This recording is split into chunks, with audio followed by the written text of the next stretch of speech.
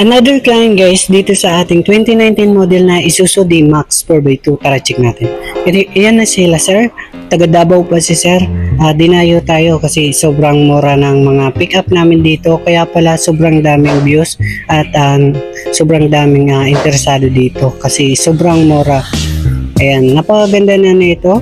Ayan, pinalitan na namin yung mga gulong para pwede nga pang mabiyahe hanggang Davao. So pag-check dito, naka-leather seat rin siya and napaka-fresh.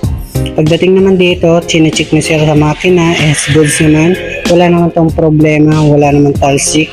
So, ayan, sasakyan nyo na lang mga bossing. Ang pinaka-importante ay goods yung makina. So dito naman tayo sa may likuran.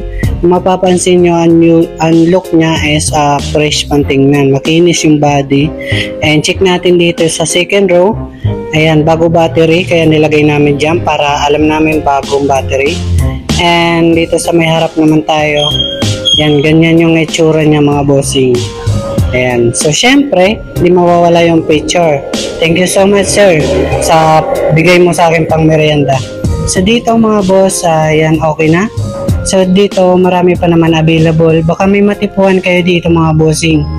Ayan, bibigyan kayo ng mga discount if may mga cash buyer kayo. Pwede rin din financing and swap. Tapos dito mga boss, marami pa.